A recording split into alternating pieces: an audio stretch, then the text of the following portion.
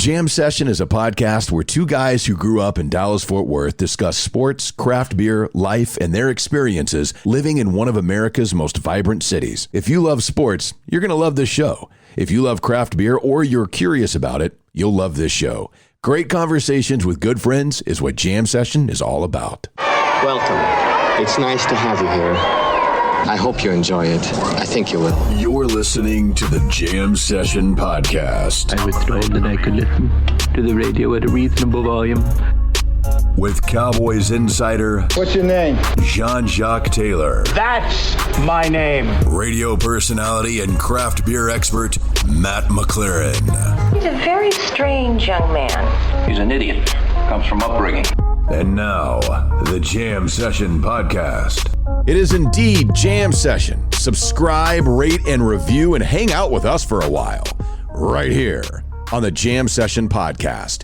The moment we've all been waiting for has arrived. Ladies and gentlemen, the radio, TV, and now podcast star, the sexy Jacques Taylor. What up, dog? I would be the non-sexy one, Matt McLaren, and this is Jam Session, the podcast version 29, asking simply that you prepare to be dazzled, if not entertained. As always, we start you off with some of our fantastic sponsors. We really appreciate everybody who has been sponsoring the podcast and making this possible. And keep in mind, if you're listening and you own a local business or know somebody that does, we're always looking for new sponsors. You can shoot me an email, matt@jamsessionpodcast.com, and I can give you some information about what that does and what that means.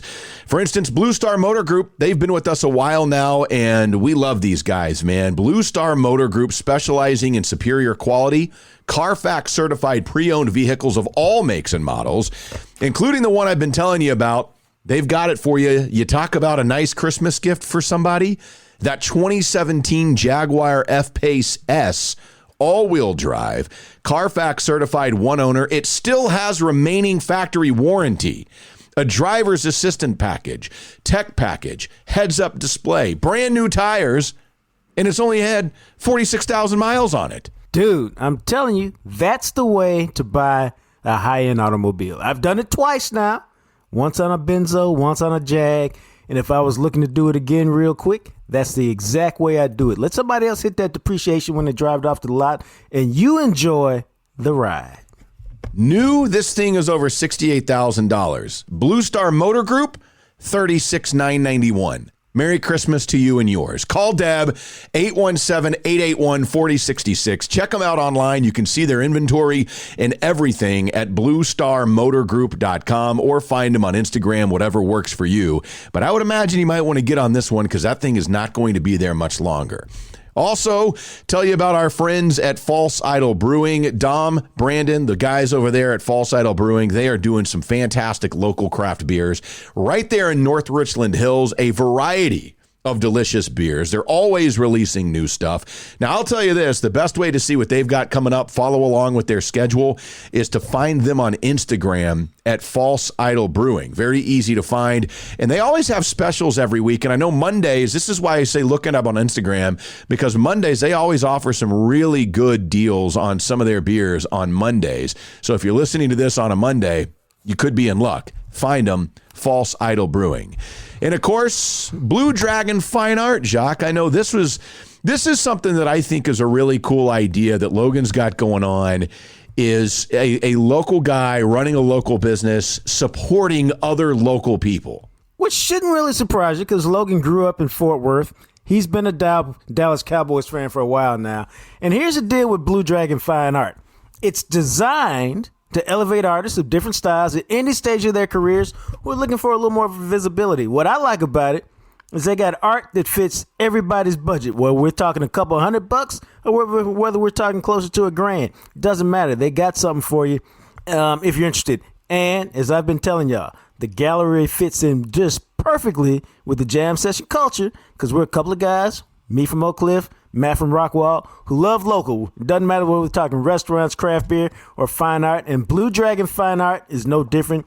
It focuses on local artists. As the holidays are approaching, I'm telling you, find something unique for your home or a gift for a family member or a friend that'll help support local artists. Check them out. BlueDragonFineArt.com and follow them on Facebook and Instagram at Blue Dragon Fine Art. Do it now. So we appreciate our sponsors, but let's get into the podcast because many of you, again, we are recording this on Sunday, December 6th, and I know many of you will listen to this maybe on Monday, maybe not, but the Dallas Cowboys finally get to play another game. They have the Tuesday night football game, the very bizarre, weird Tuesday night game they've never played ever on Tuesday in the history of the franchise. They've played on every other day, but they've never played on a Tuesday. This will be their first ever Tuesday game. And with the Ravens in Baltimore, that means, for those that may not be aware, Dez Bryant, because Dez Bryant is on the active roster for the Baltimore Ravens.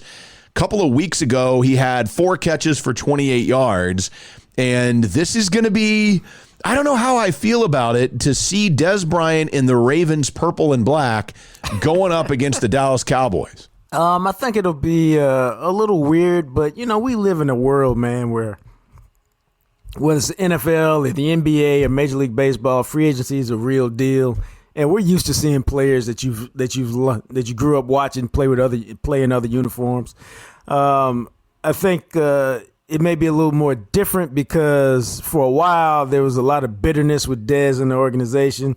And then I think maybe it'll be a little different because, let's keep it real now, I thought Dez's career was over. I mean, just like done. And he has resurrected it through his own hard work. And he's to be commended for that on the real, man. Because when he tore his Achilles in 2018 with the Saints, I mean, I just thought there's no possible way a dude at that age can get back in the game. But here's the funny part, man. Dez is 32.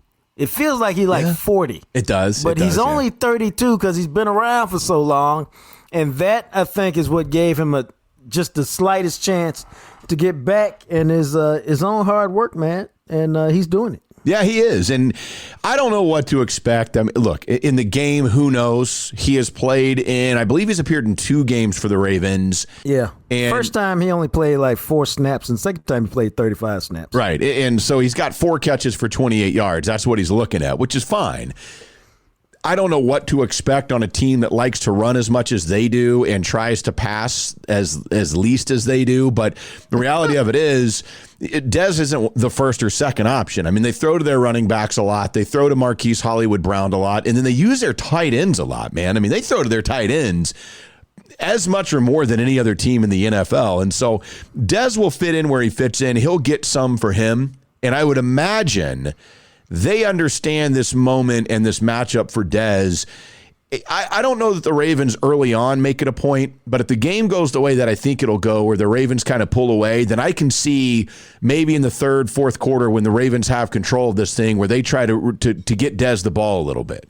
I can see that. I'm like you, though. Their identity is to run the ball, is not to get Dez the ball.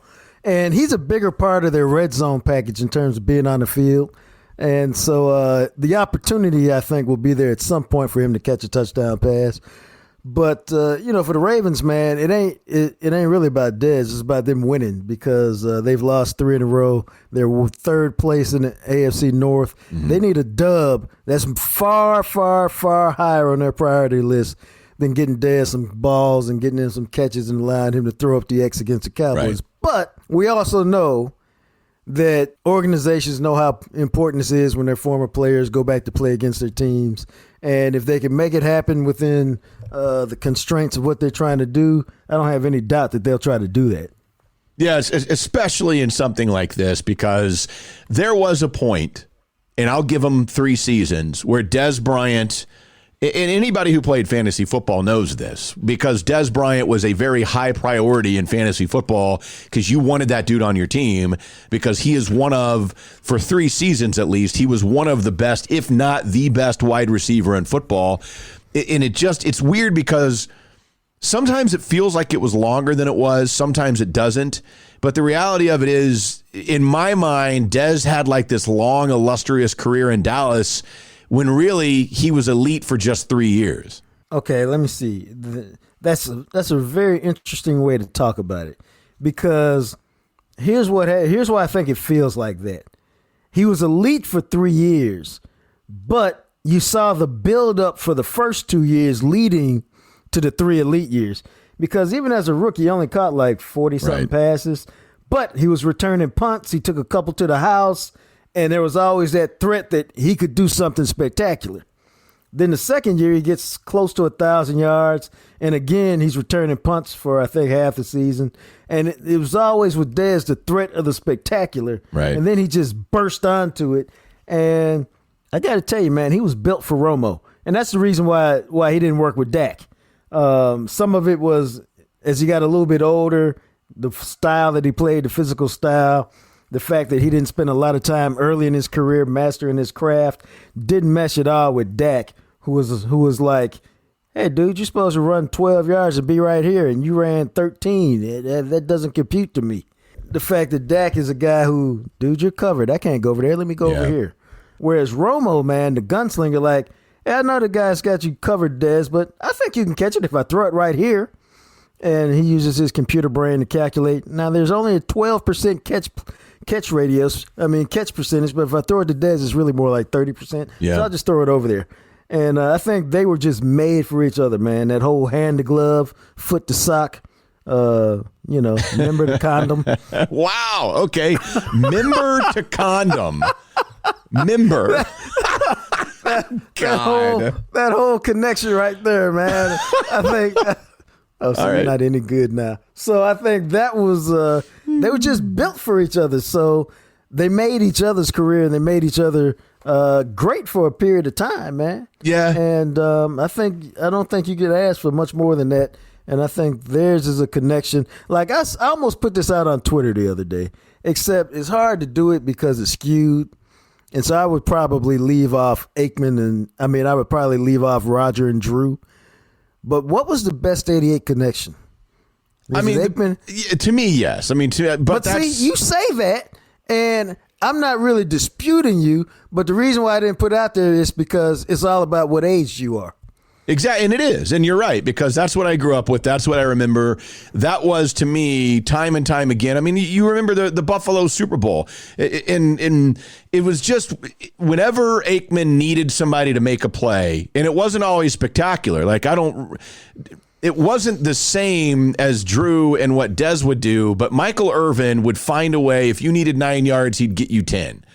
Right. You know what I mean? And it wasn't always spectacular in the way that he did it, but it just felt like Aikman knew it's 3rd and 7. This dude is not going to run 1 yard short of the sticks. He's going to run 1 yard past it. And no matter who's on him or what happens, he's going to catch the ball. And it may not be glamorous, but he just was that glue of that early 90s dynasty for me. And for me, I don't know how it'll ever be better than Aikman and Irvin.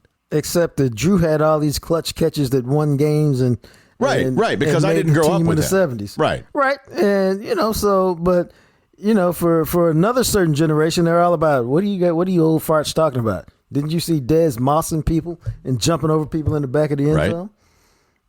And so, but the two old farts would say, but those teams didn't win Super Bowls and they're known much more for losing big games. Well, and that's reality, man, and that's fair. And to your point, I remember when they drafted Dez Bryant that year, and that was a year that everybody was talking about, okay, this is a guy, typical Cowboys. He's a top 10 talent. If he didn't have the off the field baggage and stuff, then you're looking at a dude who probably goes in the top 10. Everybody's talking about that. Where's he going to go? Where's he going to fall? And then he gets down there to where the Cowboys are able to get him. And the excitement of that, of knowing, of feeling like they had stolen a pick, like the CeeDee Lamb pick, honestly, like how in the world did he fall to a point where you could do what you needed to do to get Dez Bryant, and you're able to do that, and you just felt, okay, they got a legit dude. Like this dude's going to be a legit NFL number 1 wide receiver. Now, let me tell you how wild that is, because you bring up a great point. Like, I'm in there. Dez was hanging out with David Wells, who, has been associated with the Cowboys for 20 years now. Does security work for them and does some other stuff, whatever. But I was at David Wells' house, along with it had to be 100 people over there, man, because that's where Dez was. And so they were like, we're over there for Dez and the draft. Where will Dez wind up? Never was the thought Dallas, because he wanted to play for Dallas, but they're like, you're not going to drop to the 20s where the Cowboys. Yeah, because they were at 27 originally. Right. Right. So you're going higher than that. as he fell into the 20s, all of a sudden the buzz in the house got to be like a hive, man. It's almost like the Dak hive. It was so loud at one point. And then when Denver took Demaryius Thomas, dude, people went crazy. They're like, oh my God, there's a chance he can go to Dallas. And the house was just going absolutely nuts. And when the Cowboys drafted him, man, if you could have heard the roar in DeSoto on that at that house on that street, it was insane. I imagine, because I watched that at a Buffalo Wild Wings, that draft, and I remember it very well because of that, because me and the guys in my league that we were watching that, we were sitting there going, oh my God, like he's in the 20s, like holy crap. And then when they announced the trade that the Cowboys went up from 27 to 24, you knew, oh my God, we're getting Dez. And it was awesome. And to your point, like he didn't have like a crazy rookie year receiving, but you saw the potential that was there. The next year it really started to grow. And then he hit that run where he had 3 straight years of dominance. And who knows, maybe if he doesn't break his foot in 2015 and things go better overall, he only played 9 games that year because he had to have the surgery afterwards and all that. And then, like you said, the next year, all of a sudden Romo's gone because Romo gets hurt.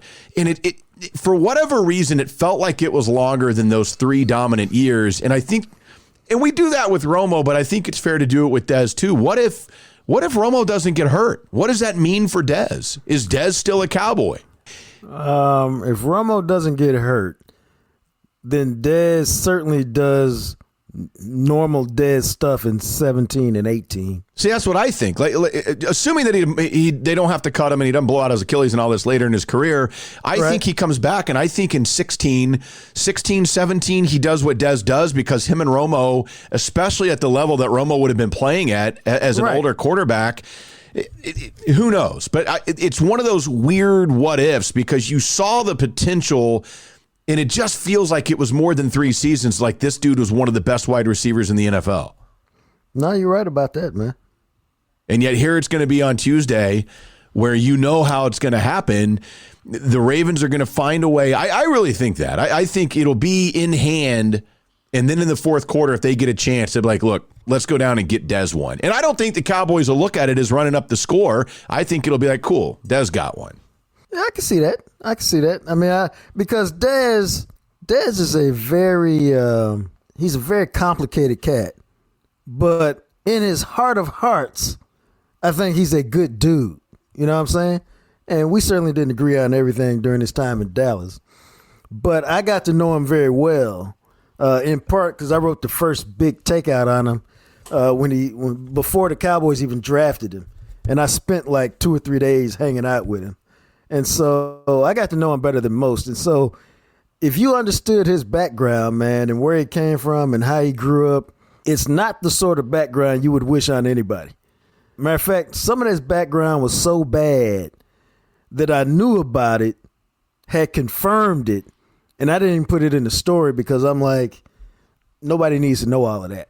You know what I mean? Yeah. I mean, it's so tragic and so bad that nobody, unless he wants to tell somebody, nobody needs to know that, man. Because, we live in a society where even if your parents do something and you don't do it, they judge you on it and you become all part of it. Sure. And so I didn't put it in there, but it was it's wild, man. It is truly not the kind of upbringing you would wish on anybody. Not even not even your enemies, so to speak. No, and I think it's really cool that Dez, because look, you and I both, I know that I did, and we had talked about this when we were on the radio. I didn't think Dez would ever play in the NFL again. I thought for a dude who hadn't been on the field in 2 full seasons, coming off an Achilles, in his 30s, at a skill position. Right, at 32 years old, where a lot of the times you're not going to be one of the top 2 or 3 options.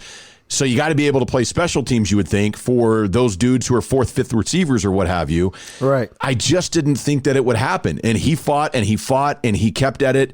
And I think, the perseverance, the refusal to give up on it, good for him, man. And it's awesome to see. Whether he catches anything else the rest of the year, whatever. He's out there, he's on an NFL team, and the Ravens are using him for a reason. No, I think his victory is he's been promoted to an NFL team. I think that's the victory. Everything else is like, oh, this is extra. But the victory is you were good enough to get on an NFL team and have a chance to compete. And now the fact that you're on an NFL team, that probably, I would say 99%, unless something bizarre happens, probably gives you the opportunity to go to training camp and compete for a spot again. Now, maybe you make the team, maybe you don't, but it gives you a chance to work out in the offseason and go compete for a spot again because you're only 33. And if, I think it was Romo a couple weeks ago, said Dez will be able to catch the ball when he's 50 because he's got those right. strong hands. Yeah. It's all the other stuff. Can you get off the line and do all this other stuff? But if you throw it in the neighborhood, he'll go catch it. And now he's at a point in his life where he just wants to play and have fun, and being the man, that's whatever. Yeah, and I think that you can tell that when you're a number one wide receiver, you dominate the way that he did. And we know receivers. I mean, we've seen them throughout the course of time in the NFL and the persona that they take on. Well, I think, and I'm going to play a clip of Dez at a press conference the other day, decked out in Ravens gear. And you can kind of tell, I think, to what you were just talking about, that he's just happy to be back and playing. And he's cool with the fact that he's not the first, second, or third option. But here's Dez Bryant on what it means to him to face the Cowboys this week. Cool. It's kind of cool, I'm excited. I'm looking forward to it. A lot of those guys on that team I know I'm real good friends with, hell of a football players. I think whenever we line up across from one another, I think it's going to be fun. Like I said, it's going to be an exciting moment. For the most part, it's water under the bridge. That's 2 years. I had time to get myself together. You got to move forward with life because life's not going to wait on you. So time waits on no one. So I had to get myself together, move forward. I'm back in this, back in my hometown colors, the purple. I'm excited about that. And, I'm here. I'm a Raven. He's talking about Lufkin's purple colors, man. Right. But no, I think what he says right there, I mean, you can hear it in his voice, man. He's never been a bad dude. Now, he do some things get on your nerves from time to time, and he could be a seven-letter cuss word like a lot of people, in certain situations. But he's not at his core, he's not a bad dude at all. And I think it took him some time to find some peace about himself and about life, man. And that happens for a lot of people, dude. And but people who are athletes at the elite level like Dez, a lot of times they have to do their learning on the biggest stage, and everybody sees their flaws and everybody sees their growing pains. Whereas somebody like me and you, whatever flaws and growing pains we had, nobody saw them and nobody cared. Yeah, I agree. And I think, as you pointed out, you can hear it. I think you can hear, and everybody goes through this at some point in life, where you can kind of see an appreciation, or you see things and your perspective is different, especially for somebody like this who was on top of it all, like we had just spent some time discussing, goes through a difficult time period. The team that you thought you'd probably retire with cuts you. You then get another chance. You blow out your Achilles, and it's going to be a long uphill battle to get back into it. And your perspective changes a lot when you go through things like that. And I think you can hear Dez talking about a little bit of that there. Just an appreciation to have an opportunity to be back at it, which is cool to hear. Yeah, and so I wish him luck on it. And again, it wouldn't surprise me at all if he makes a couple plays, because he'll be locked in, no doubt. And sometimes, man, it ain't about what the coaching staff wants to do. Lamar Jackson wants him to get off and have a nice performance, right? And sometimes you can feed off of that and give a guy a chance. Like, would it surprise anybody if they threw him a hitch or they threw him something early in the game just to get him involved?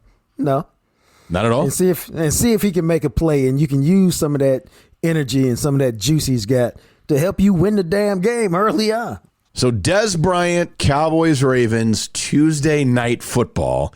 As weird as that sounds. As we continue with you here, glad to have all you guys with us. Don't forget, if you aren't on Twitter, you can find us there at McMatt at JJT_journalist. Also encourage you to find us on our Instagram. We post a lot of different pictures about what we have going on our Instagram. Jam Session Cast. You can see pictures of the t-shirts that we have available. We've got t-shirts. We do have double XL coming.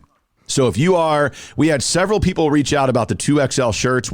Those are ordered, and we're hoping to be able to have those ready for you here in a couple of weeks. And so if you want a t-shirt, pictures all over our Instagram. You can see we have red and black with the Jam Session logo on it. We appreciate you guys supporting us with that. Super soft, by the way. I mean, these things are soft shirts. Very nice. They're $20 plus shipping, which if you live in Texas, I think shipping is like $4 and $5 or whatever it is. Yeah. So we make that happen for you. Send me an email, the color that you want, the size that you want with your shipping address, and then I'll send you an invoice and you can pay us and we'll get those shirts sent out to you. Send me an email, matt@jamsessionpodcast.com. And mine has already survived the first wash test. Well, that's good news. That's important Logo's to know. still intact, no shrinkage. Excellent. Still looks good, and I'm wearing it right now, Matt. Wow, fancy. Look at you. So get those Jam Session t-shirt orders into us. But as we move forward here, we got to take that trip around the block. Local guys talking about local things. And I don't know if you were trying to sneak this past me or you thought I didn't recognize or what, but I saw this the other day on Facebook. I did a double take. I was like, wait, what? That's my high school. Jacques is the special guest speaker for a Zoom meeting on Monday night with the Rockwall High School Jacket Backers, which is like the booster club for Rockwall High School athletics. I didn't want, I'm going to do some work for my other business, the JJT Media Group. All right. And what we do, man, is the media group. I had this thought about this this morning, actually, man. I go, what's the best time in your life? The best time in your life, and a lot of times, is when you're playing some kind of sport. It could be club sport, youth sport, high school sport. But it's all about memories, man. And one of the most powerful things we have is memories. And I don't know why I was really thinking about this morning, man. But that's why, to me, they all suck. Okay? Cancer sucks. Lupus, which my mom died from, sucks. They all suck. But that damn dementia, to me, is really kind of like the worst of them all. Yes. Because it robs you of your memories. And as a writer, to me, that written word, those memories, those stories you write that I've written 10,000 of that people have clipped out and saved because it was their event I was covering. Yeah. It's those memories, man, that we focus on at the JJT Media Group. And so we write what I call them frame memories. And so I'm going to talk to the Jacket Fight Never Dies Booster Club and talk to them about preserving the memories of their kids on their trip to varsity sports and playing in all the different sports. See, it's not just about football. Right. And for me, it's because everybody's got a story, bro. Everybody's got one. Like, you got a story from the baseball and basketball that you played. And everybody's story is different, and that means that it doesn't matter whether you were a star player, whether you came off the bench. Dude, I can still tell you about the one time I got half a sack. You know what I'm telling you? Wow, yeah. And it's those things, man. And how about this, man? I can tell you almost everything that happened from the one time and the one game my mother saw me play my freshman year, because she always had to work, and she could never get to any of my games. And she shouted at me as I was coming out the tunnel for the second half. And I looked up and I was like, oh, my God. Mm-hmm. My mom's at the game. Shocked. So, of course, I played as good as I could play, which wasn't very good. And the thing I remember about that is I came home with a hematoma. Is that what you call it? Hematoma. Yeah, hematoma.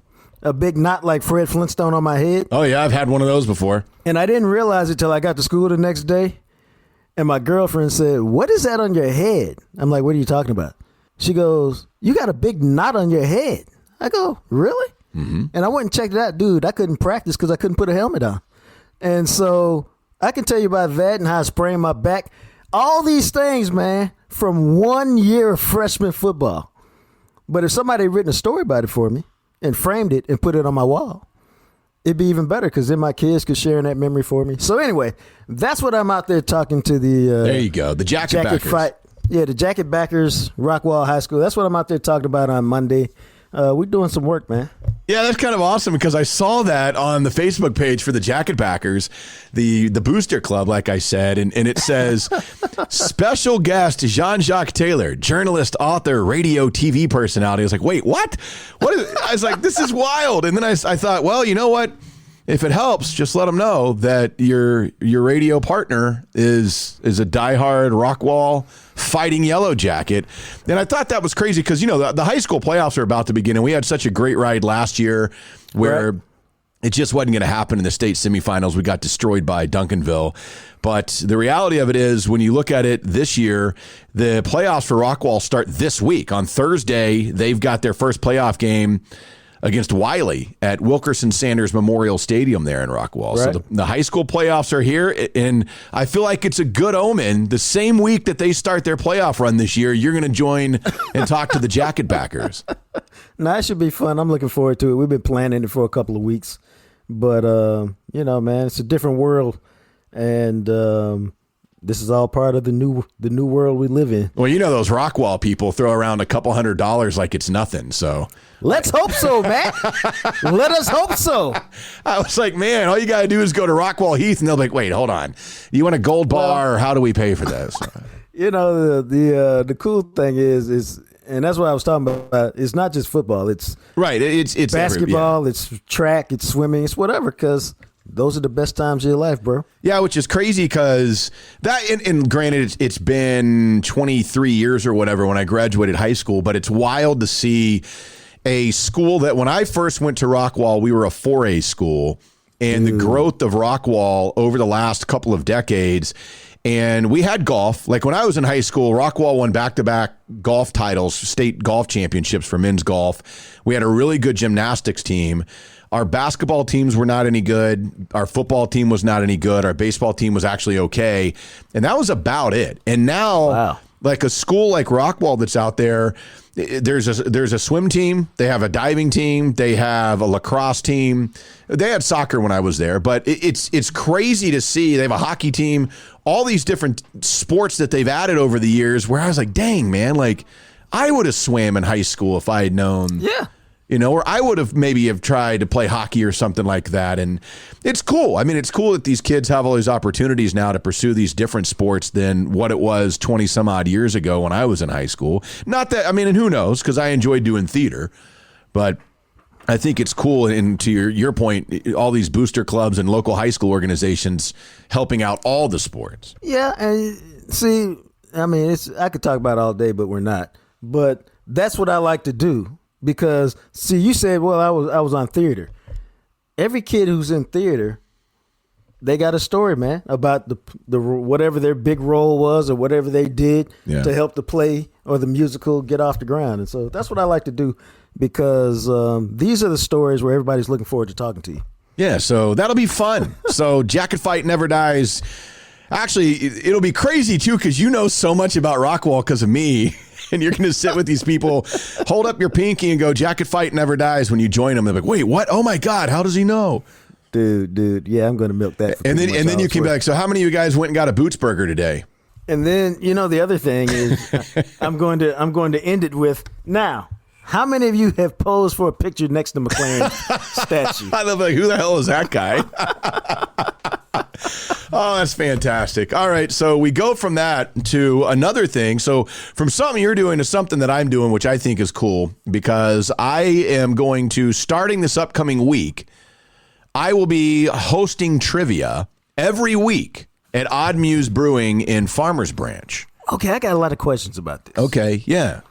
Question number 1 for 500, Matt.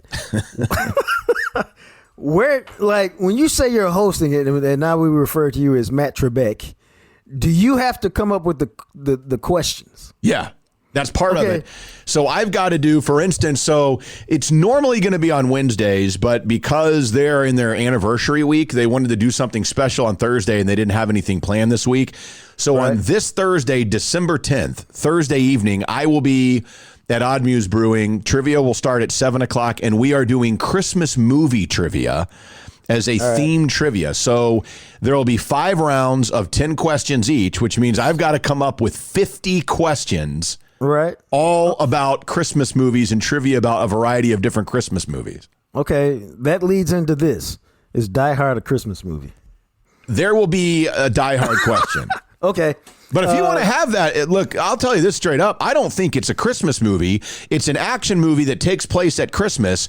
I had this argument with somebody, it was the guys in my fantasy league. I said, if you can take the plot of Die Hard, and if it could have happened on Easter or 4th of July or any day, and it's still the same movie. It's just not snowing, and there's not like holiday stuff going on. But the plot has nothing to do with Christmas. No, I'm down with you. I feel the same way, but other people, I mean, you're right. It's a great beer argument because there's, you could go on for days on it. The thing about trivia is, and you play trivia more than anybody I've ever met in my life.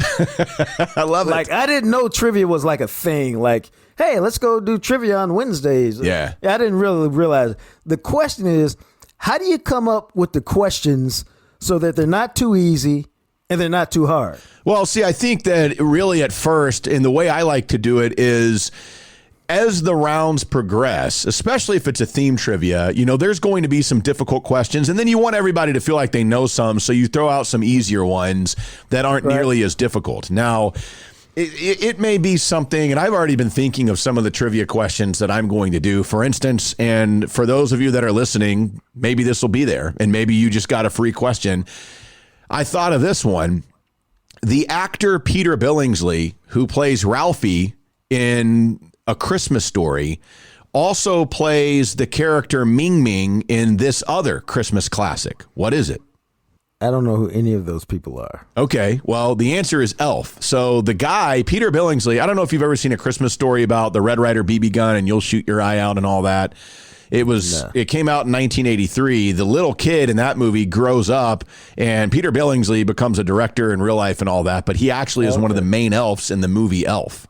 Oh, as an adult, which is kind of cool. An adult. Well, I would not be any good at Christmas movie trivia. Yeah, you might want to know something about Christmas movies. But if you're going to be doing this every week, you got to come up with the theme every week, or that seems like a lot of themes. Yeah, well, we sat down with Bobby and Charles. We've had them on the podcast before, and they're just good guys. And so I was up there the other day, and we were talking about how they want to do it and things. And, if you come and play, every round will have a winner where you'll get an opportunity to win some free beer. And then there will be an overall winner at the end of the night where I can't remember exactly what it is. Like, you'll get $25 or $30 to spend at the brewery and stuff like that so that you can try some of the beers. And I love Odd Muse, man. I think they do really, really good stuff. Oh, dude, I haven't forgotten about that coffee stout they brought over. I really like their beers, but we were talking about it, and I think probably what we'll do is one theme a month, and then the other 3 weeks of the month will be general knowledge trivia, which I told them, I was like, I prefer general knowledge trivia. Because that's true Jeopardy trivia, right? Yeah, it's that way I can throw in some sports stuff and history stuff and literature and current event, and you can just do a bunch of different things, which I really enjoy. And some of the questions will be really hard. The sports questions will be, for most people, probably a little bit difficult, but by design. We've talked about maybe doing like a theme where we might just do Dallas Cowboys trivia one night and have nothing but Dallas Cowboys questions. Okay, I'll come out that night and be a ringer for somebody. See, so you may have something like that where it might be fun just to kind of do little things like that. And I just like the fact that they're like, so are you sure you're cool coming up with the questions? It's like, are you kidding me? I get to make my own trivia questions. This is great. Yeah. I can't wait. It's like making a test. Can you pass the McLaren test? Here it is. I like that. Yeah, so I'm excited about it. I think it's going to be a lot of fun. And again, the first one will be this Thursday, December 10th at Odd Muse and Farmers Branch at 7 o'clock. And then after that, it'll be on Wednesdays. Although keep in mind with the holiday season, we'll see. I believe we're going to do Wednesday the 16th when we get done with the ticket. I got to figure that out. And then probably not the 23rd because that's 2 days before Christmas. So right. Yeah, we'll see. But follow me on Twitter and keep up with us on Instagram and stuff, and you'll see exactly when that's going to be because I think it's going to be a lot of fun. I love doing trivia, as you know. I mean, we've done trivia every week for a long time at a couple of different breweries, and so I'm excited about this because Wednesday night I can host trivia, and then Thursday night I can go to trivia. Doesn't get much better than that for you. I can double dip trivia. Yeah, so that'll be cool. I'll be curious to see. We threw out some different ideas for themes and stuff like that, maybe movies or a specific TV show or something like that. I said Star Wars trivia, and they'd never tried that, so we may do a Star Wars trivia somewhere down the road in a couple of months.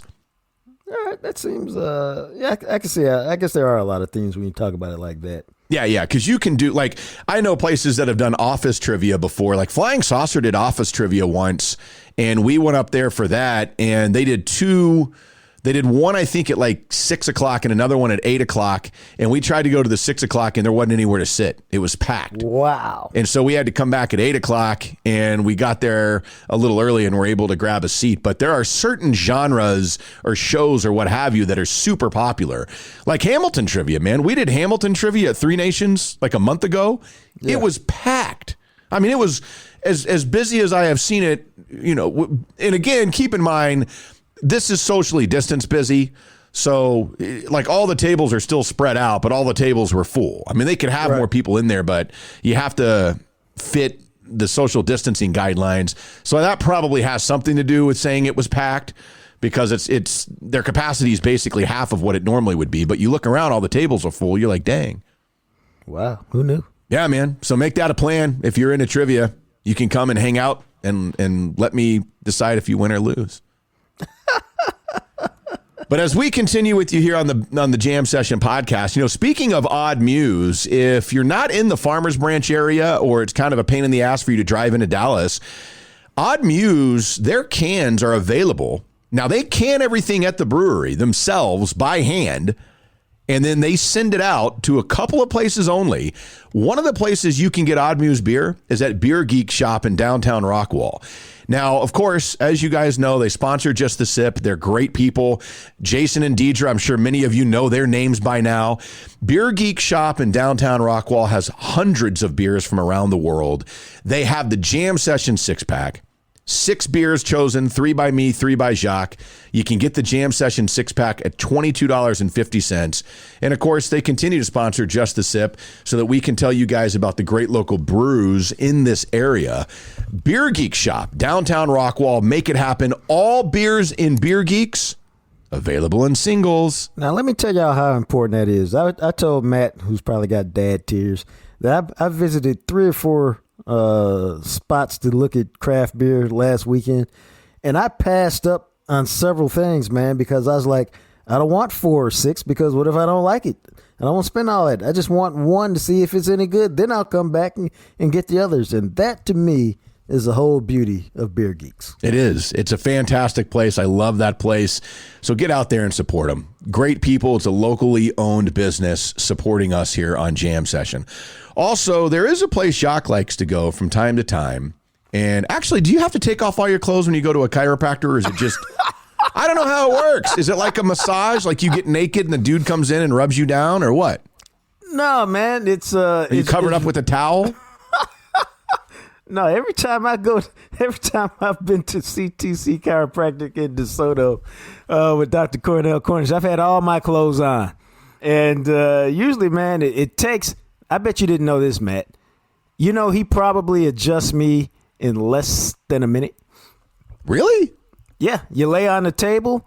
This is the weird part. You lay on the table, stomach down, and he grabs your feet and he looks at your feet. And I said, why do you do that for? It's to make sure your legs are the same length, because most of the times just through weird, they're imperceptible inch off or so. Yeah. Or, but that's what makes your body misaligned, because it's not the same. Huh. They're not the same. And that leads to misalignment and some other little bitty issues. So no, man, he looks at your feet, make sure that they're the same length. And if they're not, he goes about the business of, adjusting you, cracking your back, as I like to say, in your neck. And that popcorn, that machine gun fire? Yeah. That's really gas being released from your bones. It's not your bones cracking. What? It's gas being released. Yeah, it's gas being released from your body. Like your bones are farting. That's a great way to say it. Wow. That's a great way to say it. And so I learned all this just over the course of time, but going to a chiropractor is one of the best things I've ever done in CTC Chiropractic. And my man, Dr. Cornell Cornish, he's one of the best at doing it. But you don't have to take my word for it. Go check him out. You can schedule an appointment at ctcchiropractic.com. You can give them a call at 972-807-2310. CTC Chiropractic takes most insurances. It's also got some cash plans. You can get on a maintenance plan, or you come whenever you just feel like you need to get adjusted. Let them help you out at CTC Chiropractic. Schedule a visit today at ctcchiropractic.com. Man, that is fantastic. Learned a lot just then. Dude. Excellent. See if you sponsor us, you can teach us and we'll help everybody. We're all learning with this. And then, of course, also HFX Foundation Solutions. Give these guys a call if you feel like you need some help with your foundation. They're a full-service foundation repair company, and they service all of Dallas-Fort Worth, specializing in slab and pier and beam foundation repair, and they also can handle your drainage and gutter installations. They work with not only homeowners, but if you're a realtor and you've got some homes that you'd like them to work on, they can do that for you, structural engineers, and they'll create a repair plan for your property that is affordable, reliable, and warranted. You get an initial free inspection, and then HFX will be there the whole way with you from the inspection through the process and the post-repair cleanup. A-rated with the Better Business Bureau, HFX Foundation Solutions, online, hfxfoundation.com, or give them a call if you have questions, 817-770-0174, hfxfoundation.com. We appreciate those guys very much. And that takes us into our next topic of conversation. We were talking about Dez in Baltimore against the Cowboys. Well, it's obviously not just Dez. And one of the things that we discussed a little earlier was I don't know how much he'll be involved because Baltimore runs, and they like to run a lot. As a matter of fact, coming into this week, they were second in the NFL in rushing attempts, only behind Tennessee. They average 4.9 yards per attempt, which is tied after the group that's tied for first. They're tied for second with the next group in yards per attempt. And they're dead last in the NFL in passing attempts. They have thrown 10 fewer than anybody else in the NFL because they like to run. And they do it better than most, man. They're averaging 157 yards a game, 4.9 per carry. That's impressive. You know what the Cowboys are giving up? 156 yards a game, 4.9 per carry. And see, this is what we're talking about when we say it's a bad matchup for Dallas. What Baltimore does best is what you do worst. Plus, Baltimore runs this kind of funky offense that nobody else really runs. It's a bunch of misdirection. It's a bunch of zone reads. It's a bunch of read options. And when you haven't seen it before, you know, the other teams in the AFC, they see it on a regular. The teams in their division see it all the time. Them teams in the NFC don't see it, though. And so it's like when you're preparing for Navy, man.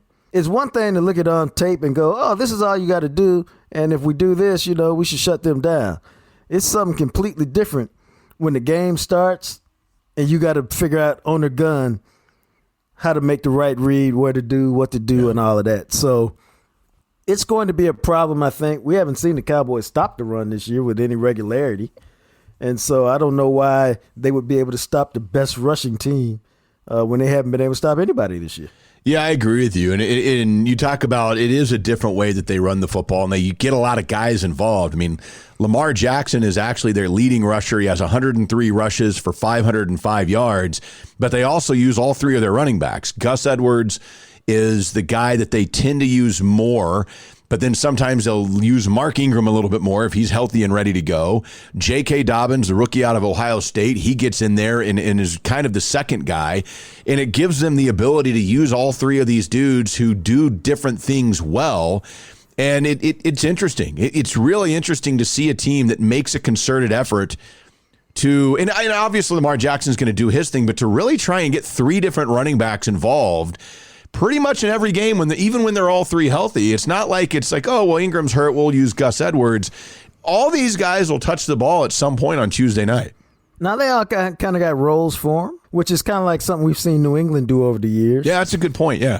The bigger issue is they're committed to running the football. Most teams aren't committed. You know, they try, and if it doesn't work, then they give up and start throwing the ball. No, Baltimore's committed, man. They're going to do it. They're going to be stubborn about it. And if you don't stop them, they will never stop. Yeah, and that's why when you look at this, in a Cowboys defense that has been absolutely just mauled this year. It's almost like a C for most running backs. I have a hard time believing that if Antonio Gibson can run all over the Cowboys on Thanksgiving Day, the last time we saw this team, I don't know why we would think that this four-headed beast of a monster that Baltimore brings running the ball on the ground is going to do worse. Maybe they do equal, but I have a feeling that Baltimore is going to have no problems running, which then they control the ball, they control time of possession. The Cowboys defense is out on the field for too long, and then in the third and fourth quarters, they just got nothing left. And this is, I hope it doesn't get 41-16 ugly, but I feel like Baltimore coming in, needing a win, looks at Dallas and goes, oh, thank God we can run against these guys and just blow them out. Well, I think it's also the case, man, where they need to win. They've lost 3 in a row. They're not even in second place in the AFC North. They need a win. This ain't like, oh, we'd like to have a win. No, they need a win.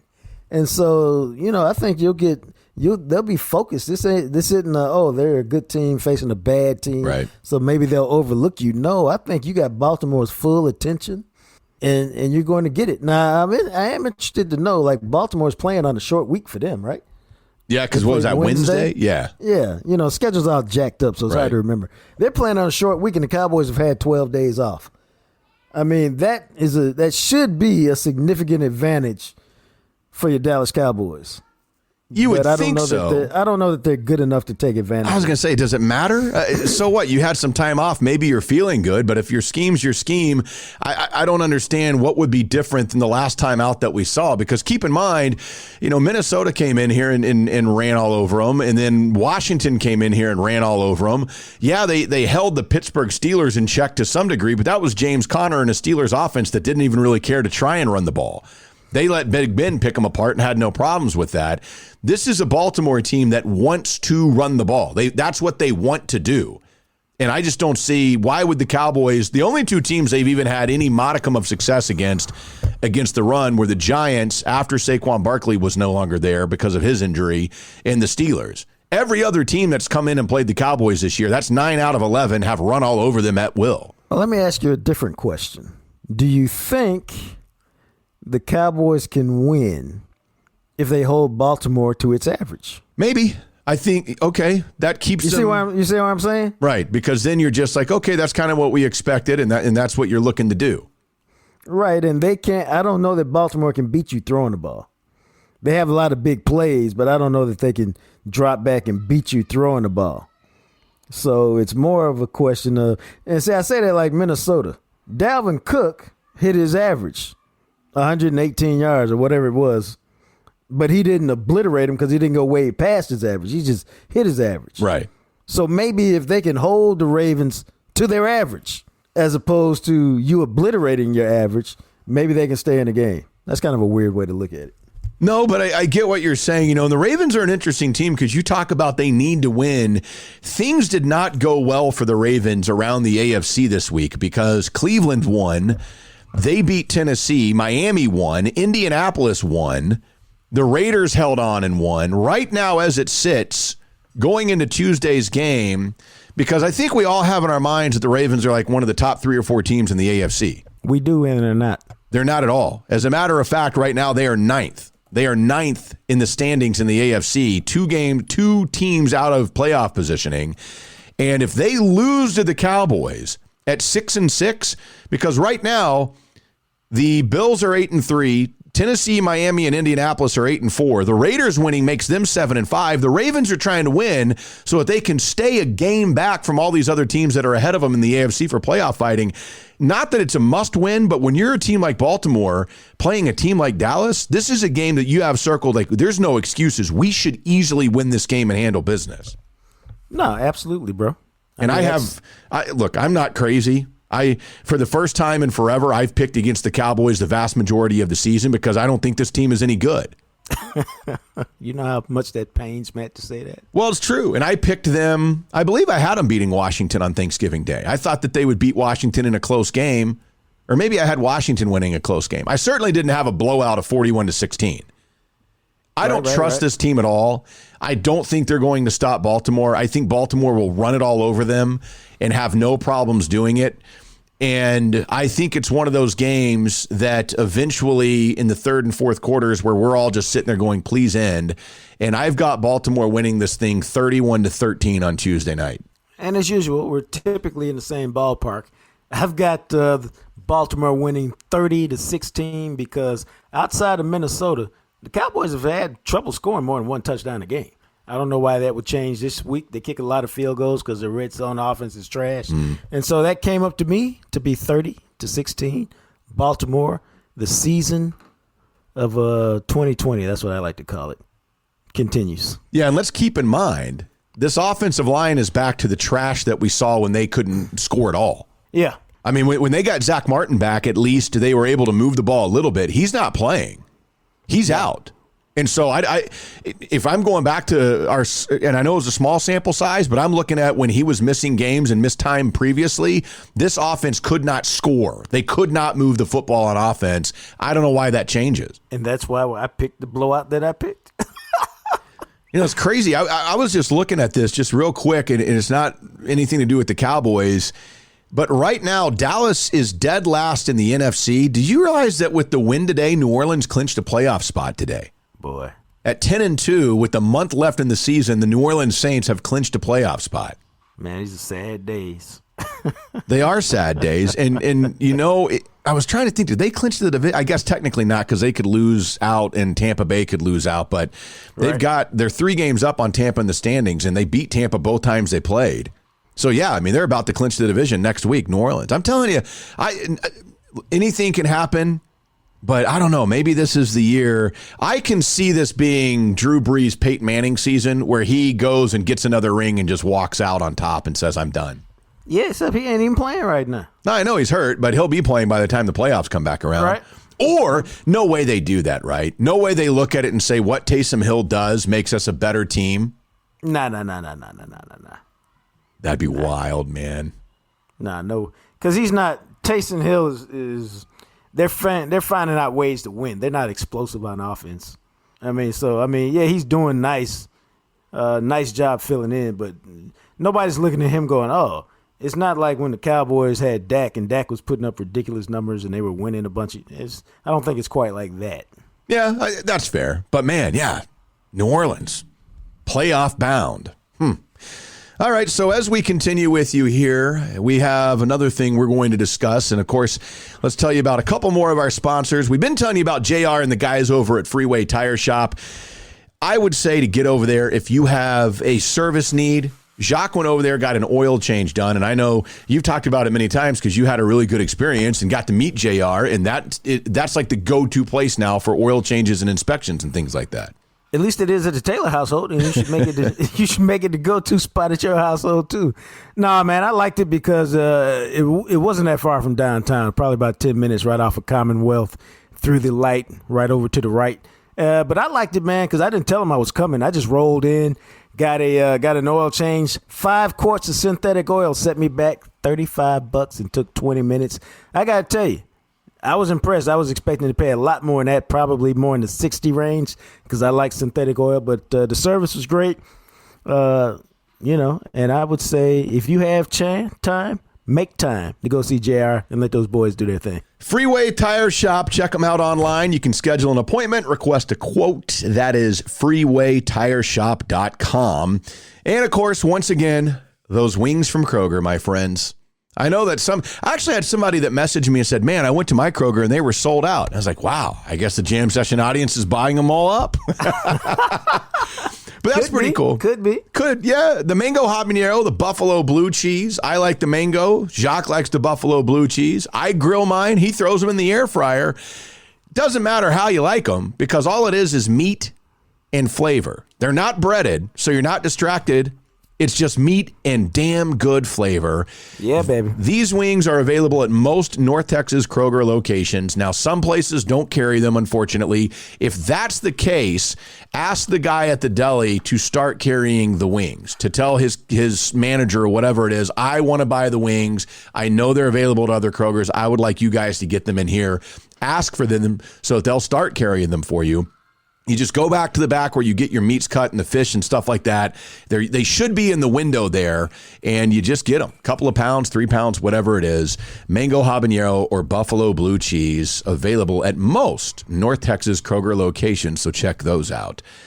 But I've been wanting to have this conversation with you because... Well, then what you been waiting for? Well, I wanted to make for the right time. And for those of you listening, this will be a shorter podcast than normal because I know I've had several of my friends saying, I'm catching up. Holidays happening, things going on. So sometimes we're going to do a shorter podcast so that way maybe you can piggyback it with another podcast that, trying to catch up and listen to a couple in one day.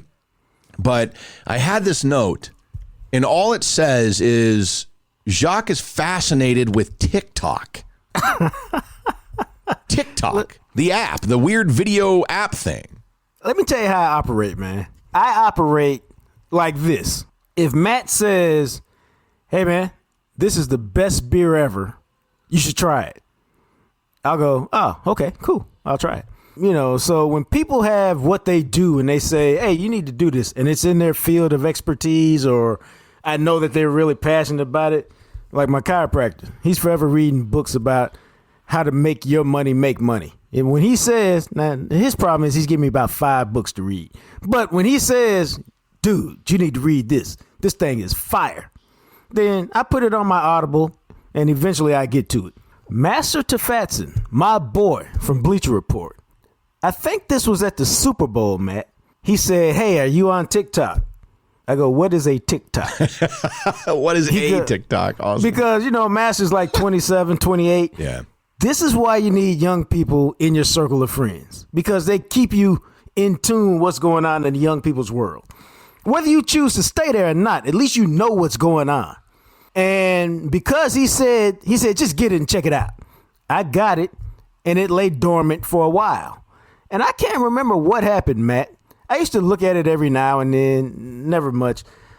But somehow about a month ago, I was scrolling through it and I found some interesting stuff. And now I got to tell you, Matt, it's up there with Twitter in terms of time spent on social media. Really? And that's because I really enjoyed Twitter. See, I enjoyed Twitter more than Facebook. Now, a lot of people are like, well, duh. And I enjoyed Twitter more than Instagram. Because to me, Twitter is an information aggregator, and I'm a journalist. I'm always fascinated by different types of information. Well, to me, Instagram doesn't provide a lot of information. They provide a lot of pictures and stuff, and that's cool. But it's not like information.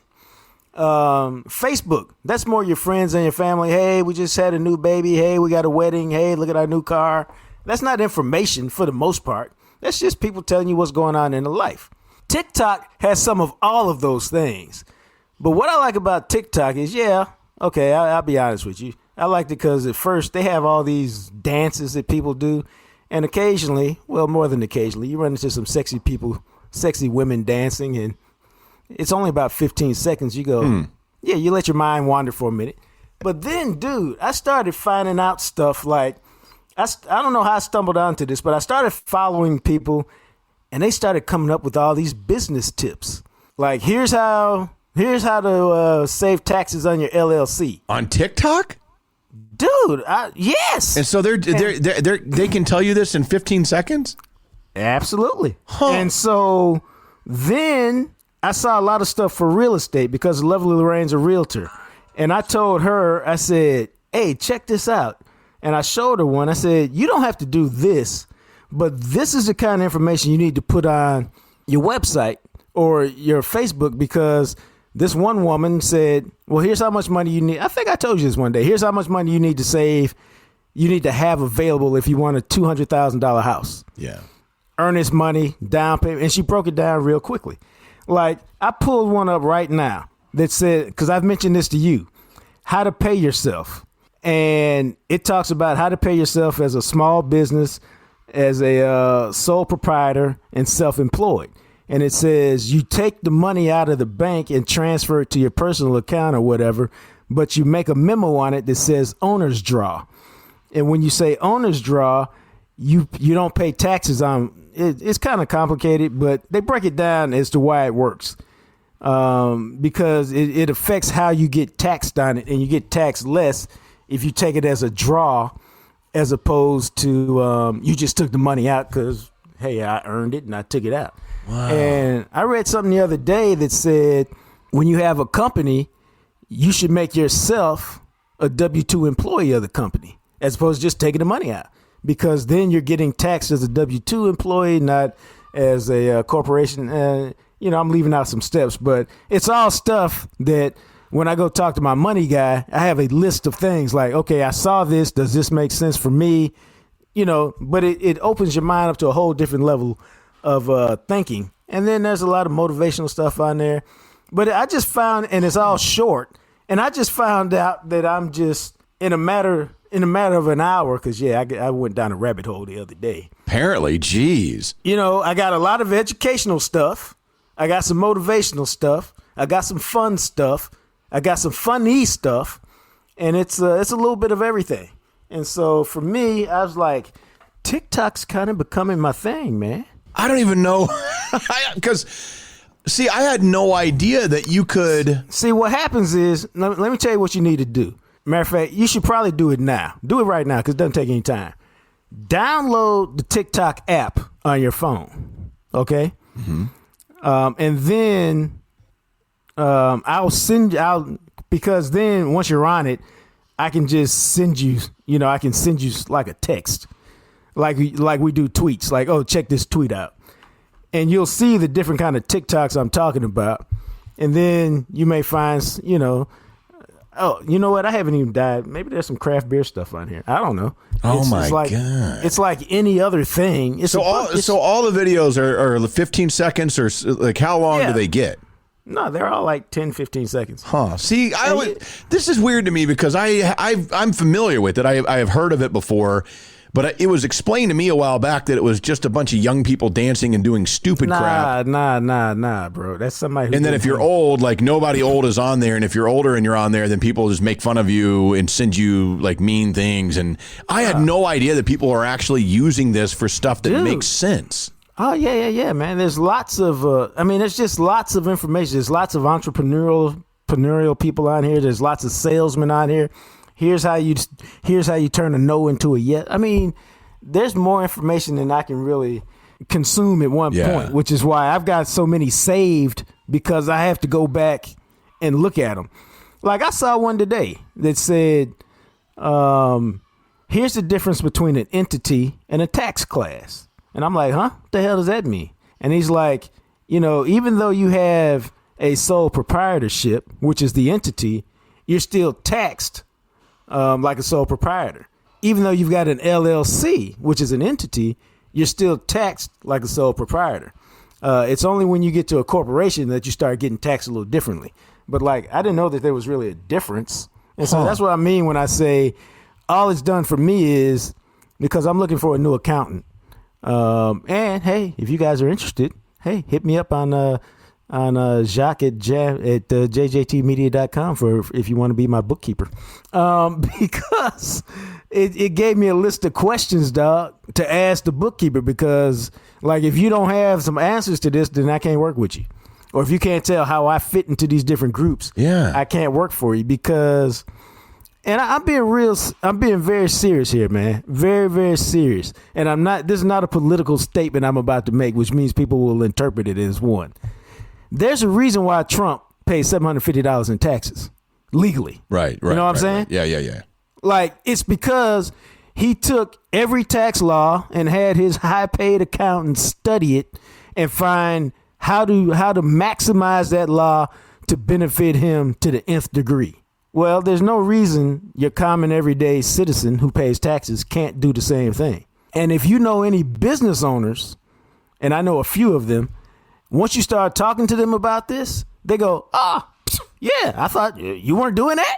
Yeah, man, you need to be doing that. And so, but I found out a lot of this stuff on TikTok. And so while it does provide some humor and amusement, most of the time I'm on there, man, is because it provides some great hints and tips about information. And then it's upon you to go dig deeper and find out what you want. Yeah, that's Huh. See, now I'm curious, and I might have to jump on there and go down the rabbit hole a little bit because I told you, just get on there and then I'll just send you 3 or 4 things. Yeah, because if it's that easy and it's 15 seconds, then I just can't imagine how you could consume or really. It must be. Is it like a series of 15-second videos? Because how much? Sometimes it is. Somebody will say, "Hey, here's part 1 of how to make yourself." And but a lot of times it's not. Man, I mean, to get that type of information in 15 seconds or less, dang. No, it's concise, and there's a lot of people becoming TikTok millionaires because much like Instagram, they pay you based on engagements. I know, which is so weird. And it's 2 or 3 cents per engagement. But if you're getting millions of engagements, it's like it's like anything else. There's some silly stuff on here. There's some stupid stuff. Oh, I'm sure. Yeah, but there's a lot of information on here. A lot of information. And that's why I hang out on TikTok. All right. Well, yeah, I may have to.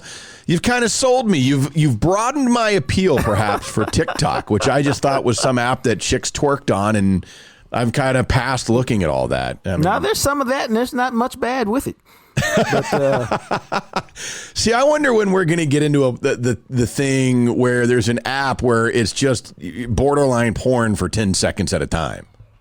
And I thought TikTok was kind of going down that hole, but you've made it seem like there's actually a use for it, that you can have it as something. Because YouTube, I'm going to tell you the truest thing ever, Matt. This is real. I learned something from TikTok every single day. That's incredible. Because YouTube, to me, the videos are so long that I'm not going to, I don't watch hardly any YouTube videos. Now, sometimes YouTube is a place where I will go if I need to research how do I get burned stuff off my skillet. Right. Whatever. And then I'll watch a YouTube video like, oh, that's great. Or like the other day, best way to clean a microwave without buying anything. Oh, right. You can do this. And okay, got it. Awesome. Stuff like that. I looked up on YouTube how to do a Windsor knot in a tie because I wanted to have a kick-ass knot in a tie one time. And right. all that stuff is great on there, but just for everyday viewing, I'm not on YouTube trying to go down the rabbit hole, all these weird-ass random videos of stuff. No. But this is different. And then, it's like anything else. Once the algorithm figures out what interests you, yes, then your timeline becomes full of that.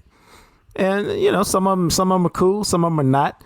I don't even know how many people I follow on here. But I do know that I go check them out before I follow them. Yeah. And see how many, I follow 101 people on here. Damn, already? That was quick.